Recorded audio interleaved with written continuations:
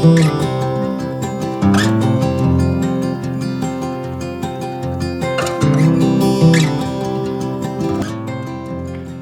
everybody, and welcome back to another episode of the Anastasia podcast. I am coming to you solo, okay? I don't know how this is going to go because the first solo podcast I recorded, well, other than my birth story, which was easy to record because it was just me talking about a story for a long time, I did a podcast where I was recording talking about my favorite book ever, the You're a Badass book. And I haven't finished editing it, but I started and it wasn't as bad as I remembered, but I just kind of felt like I was all over the place. I'm coming to you this week with a lot of notes. I sat yesterday and jumbled out kind of everything that I wanted to cover in today's podcast. And I would have loved for Matt to be here, but his work schedule is so crazy right now that sleep is the most important thing. And then literally we just had a little bit of time to connect as husband and wife. And you need that because it's the foundation of our home, right? And now we have a baby and we need mom and dad to be on the same page, connected and remembering that it's us against everything else. And we need peace and stability within our household. So I just am really grateful for that opportunity to just have gotten a chance to connect with him and just talk and catch up and know what's going on in each other's life. While I'm busy momming and he's working and supporting our family. So anyways, all that to say is, he's always going to be a guest next week. Our family is going on a week-long vacation to Maine. My husband's side of the family always does, ever since he was little. I think ever since Matt's mom was little, they do a week at Old Orchard Beach. And, growing up in Rhode Island, I liked the beach, but I never loved the beach. But again, my parents were immigrants. They were getting assimilated. Whenever we'd go to the beach, we'd have occasional beach days here and there, but that would be if we had relatives visiting from other states. If we as a family ever went to the beach, it was kind of in the evening. It was after we did work during the day, got things done, then it's all right, let's go enjoy the evening at the beach. So going when I was in my early 20s and spending a whole week at the beach, I was like, wait, what is this? And I fell in love and I've never looked back. And this is so surreal that we get to bring Noli and start her love affair with this. It's going to be so exciting. So a few things I want to talk about in today's podcast is we did our first family trip as a family of four. We just came back from a huge camping trip where there were almost 30 of us. And we had a ton of family fly in we had cousins come in from Washington State, Arizona, Kansas, and or Georgia, Mass. It was it was such a blessing to have so many people pool so much effort. We had a lot of Rhode Islanders come too. And, now we're getting to witness, act 2 basically of this childhood vacation, and it's all for the kids, and the kids get to come together, and you get to see it through their eyes, and, we didn't get as much of that right now with Noli because Noli got a cold and she was teething the whole time, so we were fighting for our life every single day, but even despite the hardness, I'll talk about it in a little bit. Matt and I did a fire at home a few nights ago, and we were talking with each other, and we were like, "You know what? Despite how hard that was, we can't wait to go do it again because it's just gonna keep getting better and better." And honestly, even if it keeps getting worse and worse until we know one day it will get better, so that's what we hold on to. Also, in my personal life, I've been coming I just finally made a loop around from probably, one of the worst weeks streaming into two of the worst weeks I've had in a while. And it was mental, it was sleep deprivation, it was everything was going wrong with my podcast. I was growing more and more grumpy every single day. And yesterday I sat down and I started journaling and I have a gratitude journal where you kind of do mindful gratitude every single day. It's you just write 3 things that you're grateful for and 3 things that could help you have a successful day.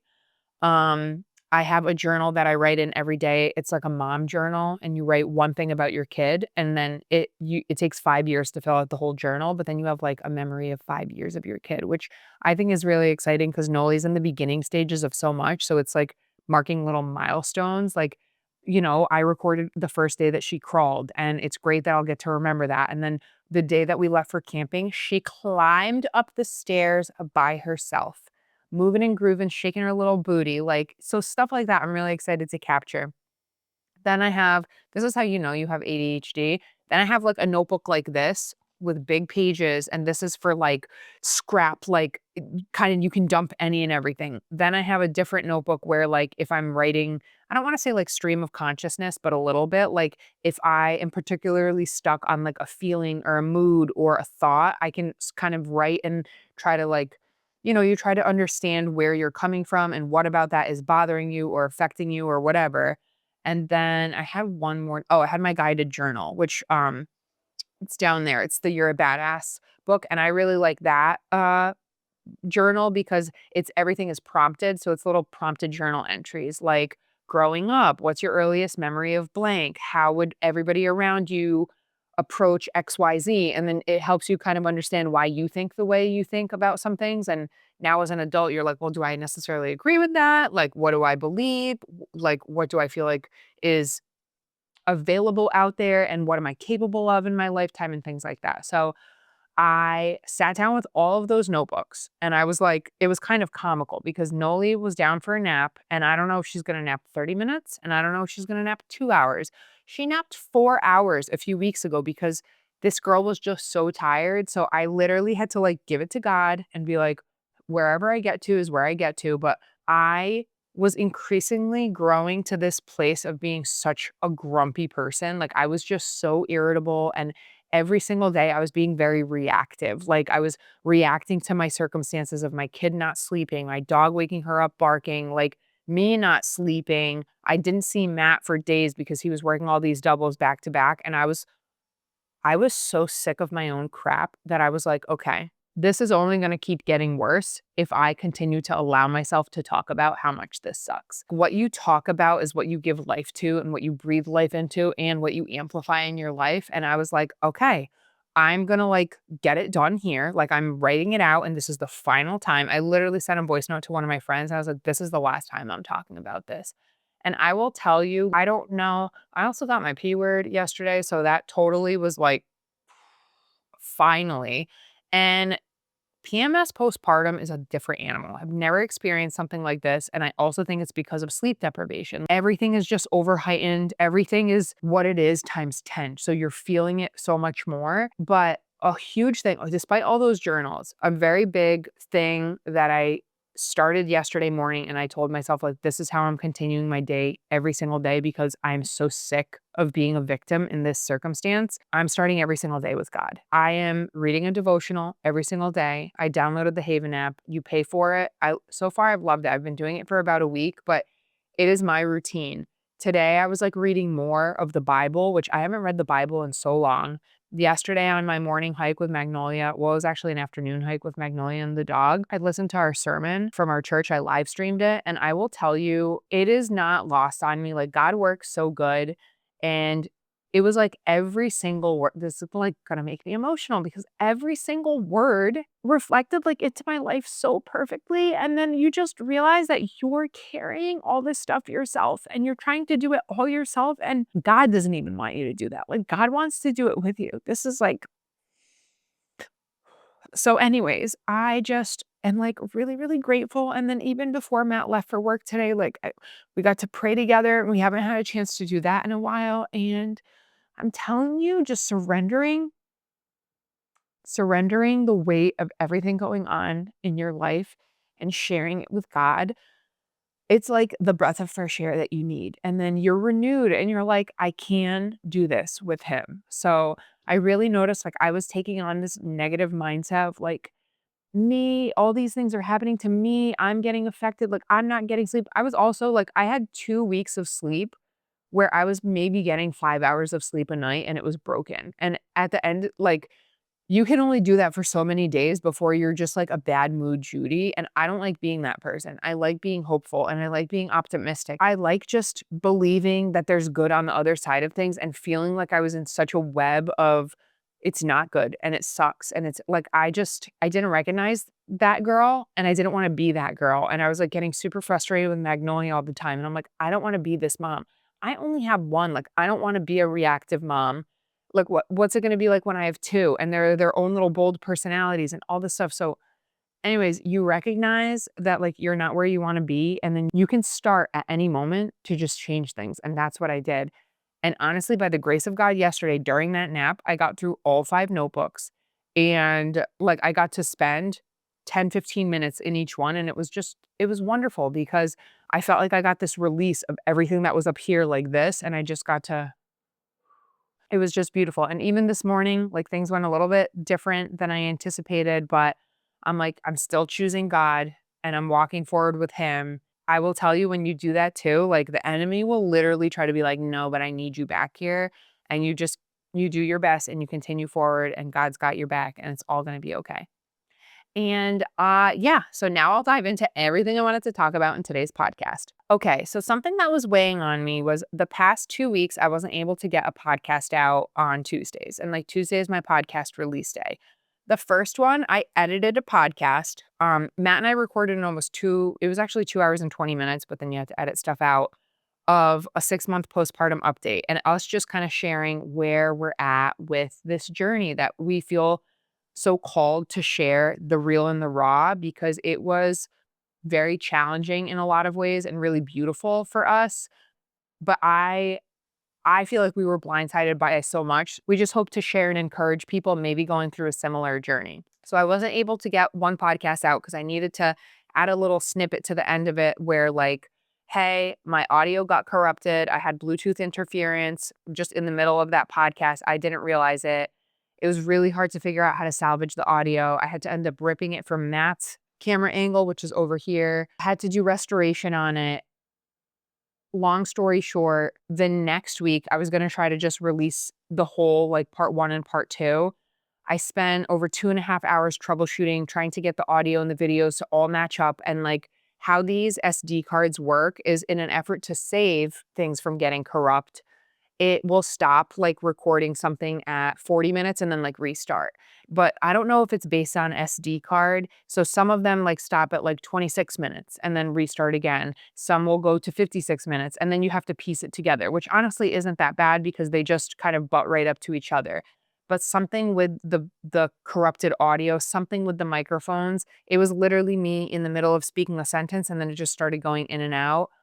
I wasn't able to recover it, and I was just, like, really sad because the parts that I listened to, I really liked what Matt and I shared, and it was just so sad for me to not be able to share that with you guys, and then I was, like, feeling super defeated. I was going on week 2 of not getting anything out. Matt had said to me, like, "Anastasia," because I was like, "Matt, but it was such a good podcast," and he's like, "Okay, and, like, it's time to cut our losses. We can move on. You've tried really hard at this and we can like leave room to record another really good podcast. Like you have to be willing to like cut the cord." And something just about him even saying that, I feel like I was in such a web of sleep deprivation and clouded judgment and like being in such a fog that I couldn't even make a call like that for myself. That was like level-headed and clear and just being like, yep, at some point you just have to cut your losses.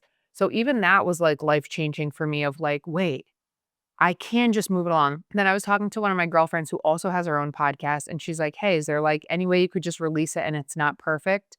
And that gave me the idea. I can just release the audio and I can just, it's not going to end up being on YouTube, but it's going to be like a bonus 2-hour long podcast and it's going to be extra long. And I'm actually going to finish editing it after I record this week's episode. Life sometimes calls us to figure out how to be flexible. And didn't even entertain possibly just using the audio because for me, it's like I have a video podcast, but I'm really excited to give that a try and hopefully get that out. So that is where I'm at. Also, when I was journaling yesterday and like kind of doing biblical reflection, I was thinking about how my pattern in life is like I will reach a point where I'm exhausted and instead of just taking a rest, I quit. And I was like honestly thinking like, do I stop this podcast? I just kept feeling so defeated that in this season of life, having such a little kid and navigating all of this and my husband working so much and like needing so much help, but it comes down to me. That's how I'm feeling, right? I was like, maybe I just pause the podcast for a month. But I also know myself and I feel like if I did that, I just wouldn't pick back up. And a part of me wanted to just retreat and go ghost because like in the book that I'm reading, The Four Tendencies, I'm learning more about just kind of the way my brain works. And I basically reached this point with a lot of things where, like, I'm just like, no, I'm done. Like, I don't want to keep doing it. I'm done. And like, I've done this like with jobs in the past. Like, you kind of just reach this like moment of clarity where you're like, I'm done. I'm done. And like, that's how I was feeling with the podcast. And I'm trying to slow down and work with myself to be like, no, Anastasia, you're not done with this. You're just exhausted from trying a million different things and they're not working, but that's okay. Rest when you need to rest and then pick back up and keep going. So here I am picking back up and keeping going, not only just in that sense, but also in recording a solo podcast, which to me, this is crazy because I'm a community, like I love chit chatting. And for me, it became this like weird mental block where I was actually afraid of like just me sitting and recording for the longest time ever. And you know what?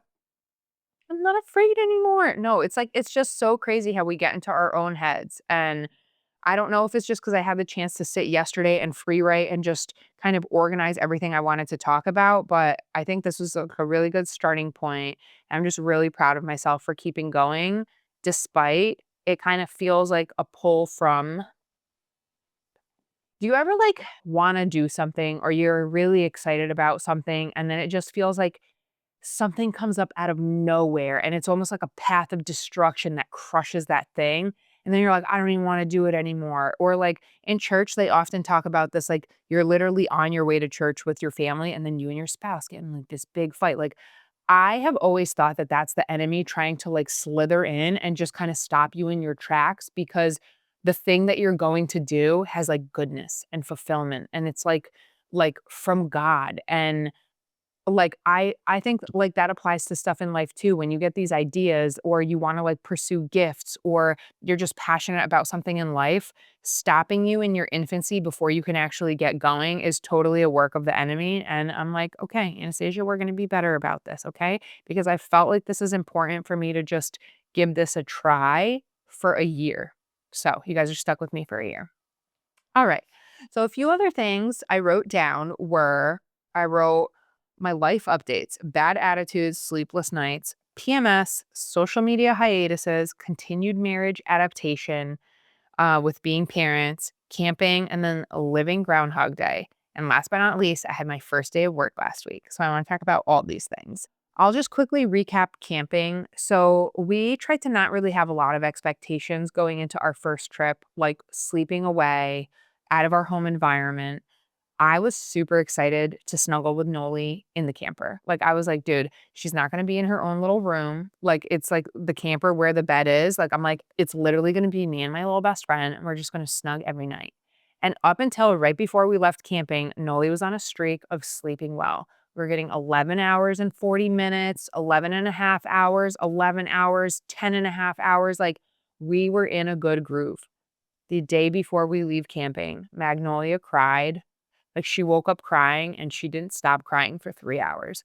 The only time she'd stop crying was, like, to have a little bottle and then keeps crying. We gave her Genexa, the baby Tylenol. We, like, were comforting her in any way we could think of. Nothing was working, and after, like, the 3rd hour, it was 1 AM, Matt and I kinda looked at each other and we're like, "All right, no more packing is gonna be happening tonight," because we kinda had to stop, like, at, like, 10:30. And we're like, we're just gonna go to bed as a family, let her cry until she can fall asleep. Like, we know she's safe. There's nothing harming her. She's not like in any pain that we can see. She might just be in like a crying loop, and it just is what it is. The next morning, we wake up and we just continue packing. She slept until like 8 or maybe 8:30. I was packing her clothes in the hallway with like our door open watching her, and we ended up like we had wanted to leave that morning very early. Like Matt said 6 AM, but I'm like, we're not leaving anywhere at 6 AM with a baby. But we ended up leaving at like 1 or 1:30, which is really funny because last year when I was pregnant and like the year before, every single time we went camping, it was like between 12 and 1. And Matt had expressed to me like a lot of times, like it's extremely defeating to him to leave that late in the day because he would really like to get up to New Hampshire early. So we're not like stressed about finding spots or whatever. And it was, like, comical because we had to release so much expectation that that's just how it happened, and we didn't even get to our campsite until almost 8:30. Like, we had really bad weather driving up there, it was downpouring, you have to stop with a baby, it's, like, not fair for her to sit in the car seat for that long. We'd go in the camper, change her diaper, give her a bottle, she'd, like, rummage around in there, she's crawling, she's on the move, she is a crazy lady. So, between her and the dog and letting him get energy out, we had to just accept that it's gonna take a bit, and there was a lot of traffic too. Then we get to New Hampshire and, I don't even know if like by no, because next week we're going to be in Maine. So I wanted to like save some stuff for Matt to share. But basically, like, we're there. It's so great to see everyone. The first night, Noli woke up, I don't know, maybe at like 2. Maybe she was like crying a little bit. I can't exactly remember. I think we gave her a small little bottle and then like a 4-ounce bottle. She went right back to sleep. Then the dog woke Matt up. Matt had to take the dog up because the dog was so excited to be back camping. He just wanted to walk around and explore. Then at 4:30, Magnolia woke up again and just continued to play. She played for an hour and a half with all her toys and then passed out at 6 o'clock. And then I think she woke up at like 9 or something that morning. And Matt was like, "Oh my God, Magnolia." And I was like, "Honey, she's kind of just like the dog. She's excited. She's in a new environment. Like, we're just gonna let it be what it is." Magnolia, when she's at home and she wakes up in the middle of the night, she is not like she's awake for a certain window and wants to play. It's usually like you can rock her back to sleep or like sing her a song or give her a bottle. It's kind of like you have your standard ways how you approach it, but camping, it was like totally different. I'm like, I can't like leave the room with her so Matt can keep sleeping. Like, we're just in this camper together. The second night, it got worse. The second night, I think she woke up like 3 or 4 times, and it was like crying. It's very easy to learn the book, Brown Bear by heart. So we had said that book to her, I don't know, no short of like 40 times. I'm not kidding. It was like psychotic, the loop that we had it on, but there was nothing else. We had a sound machine. Nothing was working. And then that day, we ended up deciding to just stay and hang back at the campsite and like go in the river and just chat with all the other cousins who were taking it a little bit easy because we had done a hike the day before. And then the next day, we honestly were like going to play it by ear based on whatever kind of night we had with Magnolia on if we were going to go and do stuff with everybody else, like cliff jumping, or if we were just going to try to shoot straight home. The last night was the worst night. We gave her baby medicine. I think she was like spiking a little bit of a fever. She had uncontrollable runny nose, which was just she was teething as well. So I think she got sick from just the altitude, the elevation, a lot of other kids there. Then she's teething. She had this tooth breakthrough. This all ties in because then we came home and I thought we were in the clear. No, then we ensued another 7 days that were like super challenging. The next 5 days were super challenging. And like 2 days ago, she had this tooth breakthrough. And it was just when the baby is not happy and miserable, like nobody's happy. And she's just in pain and you don't want to drug her all the time. So it was a really big experience for the both of us of like releasing expectation. But also considering all of that, Magnolia did so good. Like, she did great on the hike. She enjoyed it. We enjoyed it. We loved getting to do that with her. And it's just honestly, guys, it's hard. It's hard, but like you do your best and it's never going to look the same because it's not just me and Matt. It's not just me, Matt, and the dog. It's what our new family looks like. And it's just going to keep getting better and better. And yeah, there's going to be challenging times because one day she's going to be a toddler and then she's going to have like tantrums and then she's going to have sugar rushes and then she's going to fall and get hurt. And you know what? We will just adapt as we keep going. But this type of like humility is important too because we can't always control every circumstance. And to some degree, you've got to just give it to God and do your best. And yeah.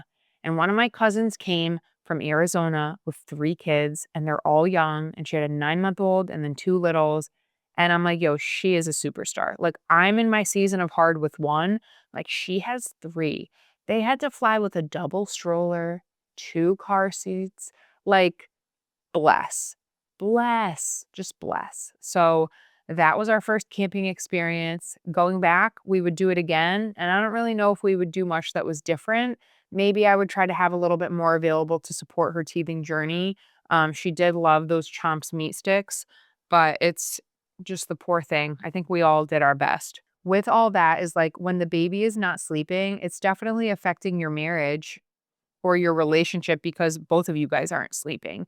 And then expectations of like wanting to get certain things done are just thrown out the window. Like when your kid is really going through a hard time as the adult and the parent, you have to make the conscious effort to like, hey, there's some things that yes, I might have to do and those things have to get done. But a lot of these other things that I want to get done, like literally for me, it's even laundry. Like, yep, laundry's back to being piled up because if my child needs to be comforted, if we're just in a state of survival because nobody's sleeping, all those other things can wait because we're like working on self-preservation. So I'm just really thankful for Matt of like, despite these hard seasons, like we get in these zones where we're like, okay, we came home from camping, Matt got sick. Like Matt was going back to work. So I'm getting up with Magnolia every single night. And then when she's waking up at 6 a.m. after not sleeping all night, I'm going downstairs with her like a zombie because my husband does need to sleep because the nature of his job, he can't just be overtired at work. Like he needs to be as he's already tired, perpetually tired from our life, but he needs to have like any extra ounce of sleep he can get because that job you're not just sitting at a desk doing nothing all day, like, it's a serious job, so I'm happy to do that. This is our season of life. It's my sacrifice for how much he's sacrificing.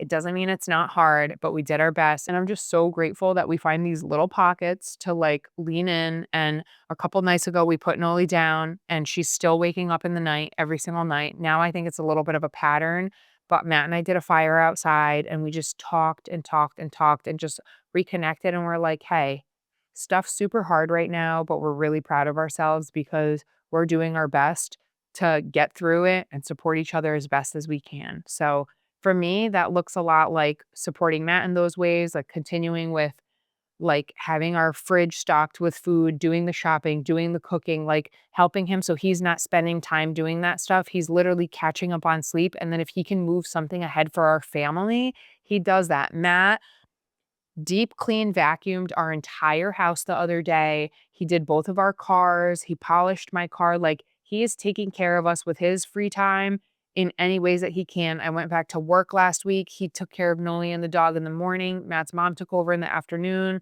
He had to go to work. I was able to finish working from home. I have a super supportive boss who's just so incredibly understanding of the season of life I'm in because she's a mom and she's like she loves motherhood. So she's just so kind and like, hey, whatever you need, we're gonna make it work. Then the following day I had our like annual summer work meeting. Matt took over again and it's just like we are doing our best. And sometimes it just feels like you're just surviving and you are what it feels like is what it is. You are surviving and good friends that you can lean on and trust to like convey all that stuff who know how you may sound in those times is not the real you and them just like holding space for you and having like a shoulder to almost cry on. It's so helpful and then also to like remind you who you are. Like one of my girlfriends came over this weekend and we were talking about stuff and I asked her I was like, "Hey, do I sound ungrateful about blank?" And then she was like, and I was like, Tell me the truth, like, as my friend." And she very carefully, she's like, "I mean, maybe sometimes, but I understand exactly what you mean because I'm in the same boat," because she has a daughter who's 3 days older than Magnolia. I cannot express how appreciative I was because that's not an easy thing to say, right? You know how we always talk about hard conversations? But having someone who I know loves me and cares about my friendship and just me, I know she's not doing it to hurt my feelings. It's like kind of calling me out on like, hey, you're being a little bit ungrateful in this area or whatever. And I appreciate that because then when I have my time to like reflect, that actually sparked me being like, I really need to bring this back and like give it to God because how I'm trying to handle all of this stress and all like it's turning ugly and I'm being ugly and I don't want to be this person. And, like thank God for friends who can help us see the light when we can't see it ourselves. All right. So that is kind of like the bad attitude, the sleepless nights, and the PMS. Like, I don't know if it's the PMS that's worse after you have a baby or like the sleepless nights that amplify it, but like I am just hoping it recalibrates. I don't feel like I have hormonal imbalances, but like maybe I got a little bit of that going on. One of the main things that I kind of want to touch upon is social media. So when I like bring it back to when I was kind of saying my personality is like, okay, if something's not working, I just want to quit. Like if something's like, okay, okay, okay, I'm sick of it, and then I just quit and I'm done. I was when I was journaling, kind of thinking like, I think I need to quit social media again. And here's why. I don't think this is a like retreat and hide kind of thing. I think it's I'm trying to do too much and I'm trying to do an amount that is unattainable and I'm consistently not even meeting my own expectations with it. And instead of like reevaluating and deciding when things aren't working, like I need to take a big thing off of my plate that I did before that has had a lot of success. So going back to last, I think October when I was pregnant, I decided to take a social media hiatus. Maybe it was September. I can't exactly remember. But I just wanted to spend the last few months of being pregnant and the last few months of just my family unit, just looking like me and my husband and the dog, just with my little family. And I didn't want to have to worry about sharing things, filming things. Like I am a chronic filmer starting to edit, and then it doesn't give me enough dopamine and I just stop. It's not that I'm afraid to put things out, like clearly, it's I just don't have the patience sometimes or enough like follow through, and I just get bored and I want to move on to the next thing that's going to give me a little bit of a dopamine hit. Oh, and I still have to talk about my first day going back to work. But something that I really liked about the time that I took a pause with social media most recently was I feel like I got a lot of my time back. And I was giving myself the opportunity to focus on the things in life that truly matter without having to use the part of my brain that thinks like, okay, well, why don't you share this because you're already doing it and you can like reach more people and whatever. Like social media has become this machine where it's like everything you do on a day-to-day basis should be you sharing your content. Even down to like my goal with this podcast to like reach more of an audience and reach more like-minded people obviously would be to take snippets from this podcast and have it on social media, let the algorithm understand like what I'm putting out there and give it to the people or show it to the people who are like we're like-minded and we're our own kind of community. I don't know if that's gonna look like one day a week. I go through and I schedule all my content for the week, and then I just don't go on social media. I was even thinking about turning off comments, like, on everything, not because I don't wanna comment with people, understanding myself and my brain and how I work. And like because I just want to quit social media, like I want to like fully abstain, right? I'm like, nope, I don't want to do a little because I get sucked in. I know myself at this point. I'm not very good with having boundaries in this aspect. So, how can I, okay, if I am posting on social media, how can I kind of curb myself to like not continue to get sucked in? Because how many times do we have those things where like you think of someone who you're like, "Oh, I wonder how they're doing," or whatever, and you open Instagram to go look at their account, and the next thing you know, it's like 20 minutes later and you're reel surfing. I'm like, I hate that stuff, and okay, yes, it can be said that it's a part of, like, a lack of self-control, but also that's physically how social media apps are designed to suck you in and keep you there. It's all about dopamine, and specifically, when I'm in this season of life where I'm sleep deprived, I can't think straight. I'm, like, low-key grumpy all the time because of my current circumstance, and I feel like there's never enough time for me. When I'm finding 5-10 minute pockets a day to just get little dopamine hits while Noli's doing this, or I'm waiting for her to fall asleep in her crib, but I'm still in her room in her rocking chair, like, and I'm going on my phone. All those things are like controlling your brain. And I think like everybody's different. But for me, I think like, oh, well, it's not a big deal. It is a big deal for me because my mental health is totally affected by it because I feel dopamine depleted, like depleted. And then I just don't have the desire to do things that I actually want to do because I'm like even more unhappy with where I'm at in my life or whatever. And it's just crazy. It's like a dirty, like messy, it's like a drug. It's a drug. And like the more you do it, the worse you feel. So, and it's interesting because like I don't have an addictive personality with other things. Like never had an addiction with alcohol, never had an addiction with drugs. And I'm not saying social media is an addiction, but especially when I'm overtired, I will have the option to like go to bed at 11 and it'll be like 11:26 and I've been scrolling for 26 minutes and I'm like, why? Because it's like my kid is finally asleep and you feel this moment where you're finally getting a chance to it's just you and silence and you just want to connect with the world and see what's going on and it's literally so much more harmful than it needs to be. I'd be better off sleeping for those 26 minutes, getting like a little bit of extra sleep in my like sleep tank and trying to attack the mountain of sleep debt that I have behind me or even like reading a book. It doesn't even have to be the Bible or like a devotional, reading something for me. But again, all this stuff is designed to be so distracting and it works. I'm I'm like the number one victim of getting distracted by it. And I'm sick of that too. Like that ties into like just being sick of my own crap. So that's where I'm like, do I just quit social media again? Because I feel like I don't go on it a lot, but am trying to remember like, well, what did I love so much about that season of not being on it? And I just loved the freedom. I loved feeling like my life was mine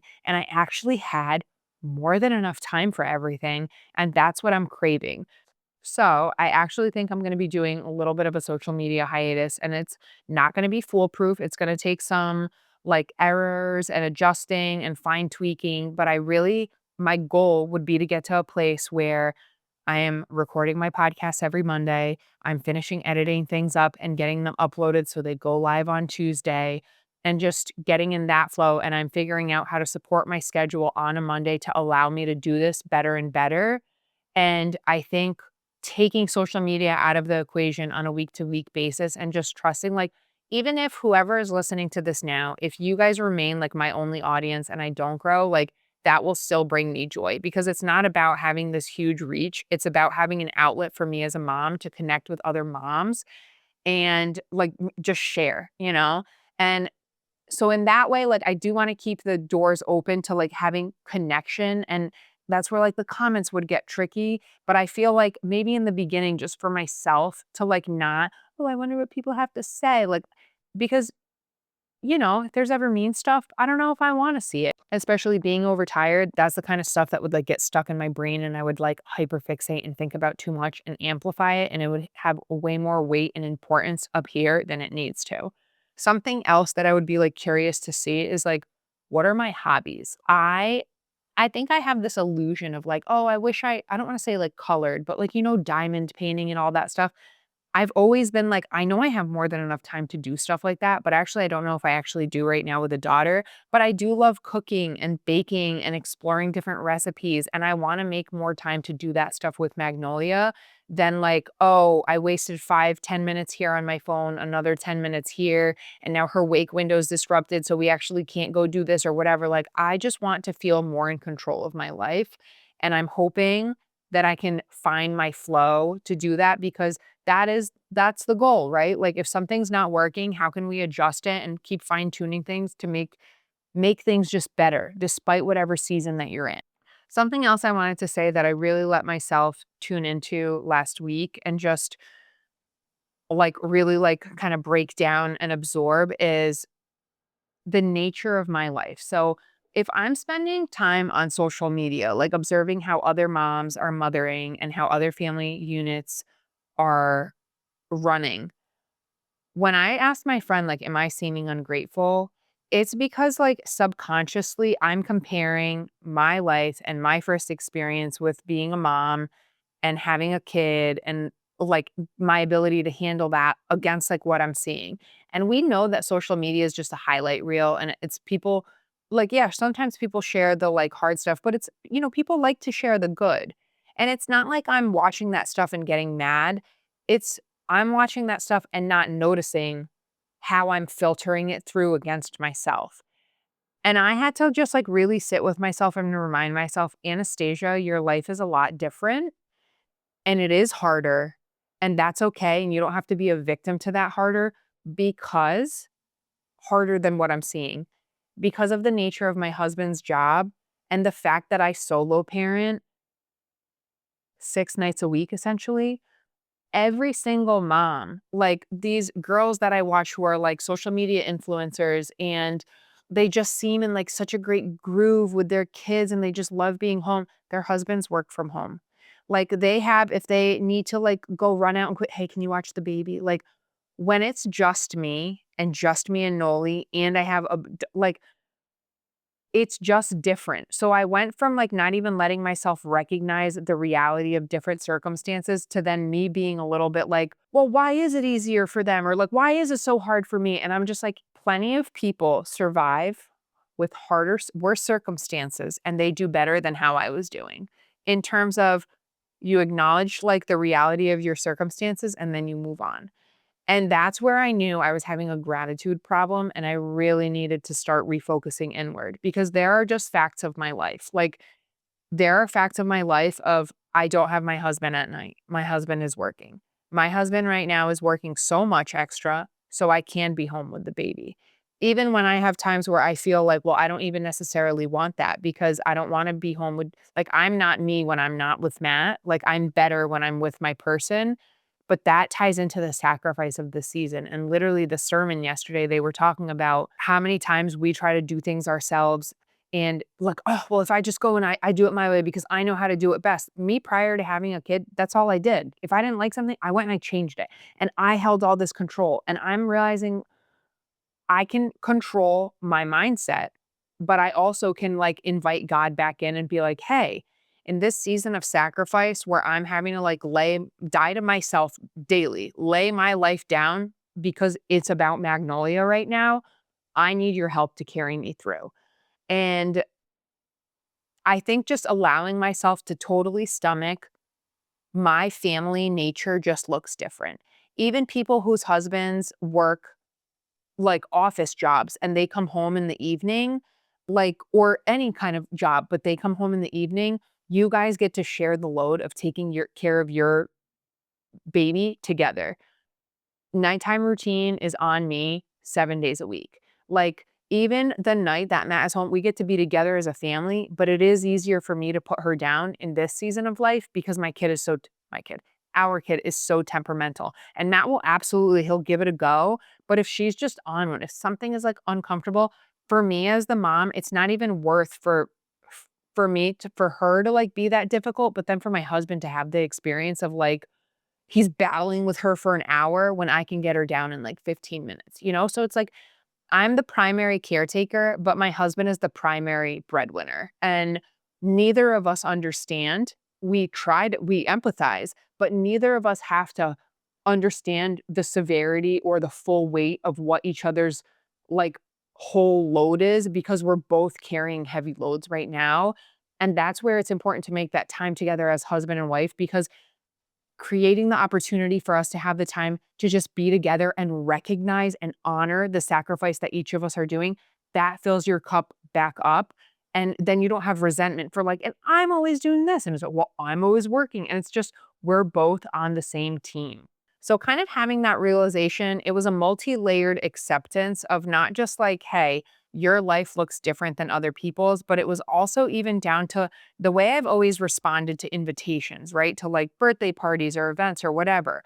My life does revolve around my husband's schedule because he is the primary like caretaker of our family financially.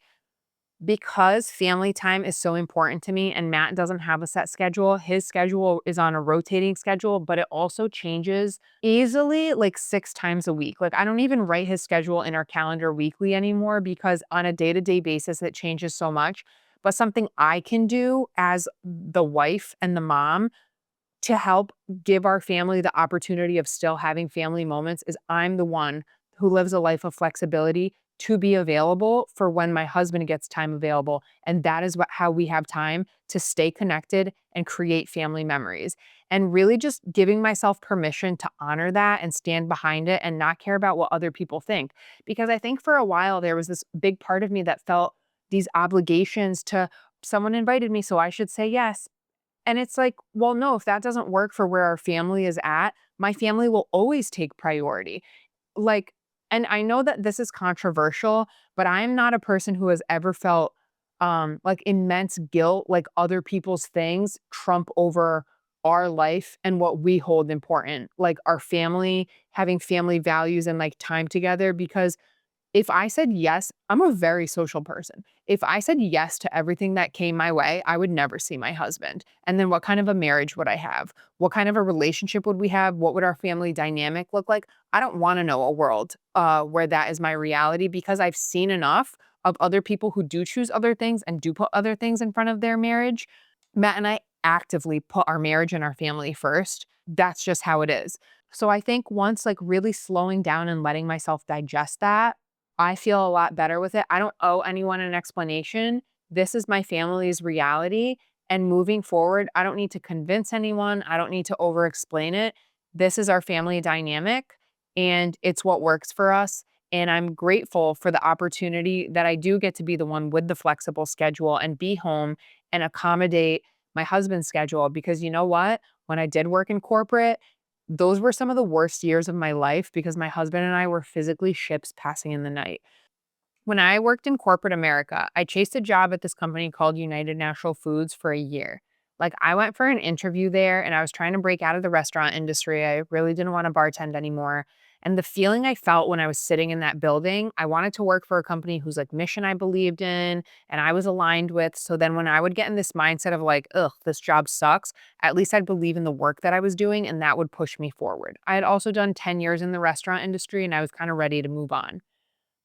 On paper, right, I didn't seem to have the best qualifications for a job like that, but that didn't stop me. I've always been a believer on like, if you feel like something is for you, you can get there. Like, it is your job now to just keep believing in yourself and you will get there.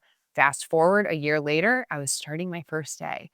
My second day of work, I came home and I bawled my eyes out to Matt because I was like, "Oh my god, I'm gonna have to sit at a desk for 9 hours a day.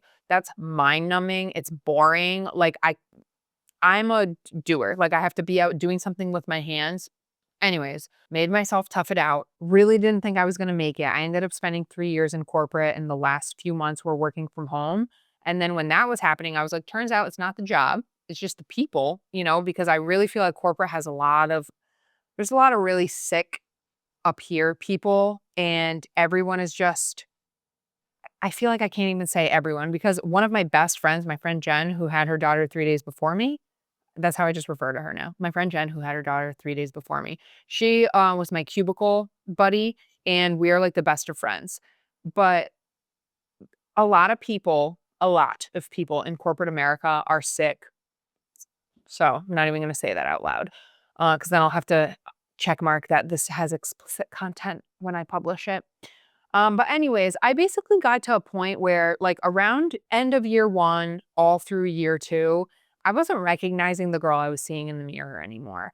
I was like growing more and more just like exhausted and out of touch and just nothing about life was like sparking like excitement in me and I was like turning robotic. And I also like I am best when I like see the person who brings out the best in me, my husband, and we were physically ships passing in the night for years.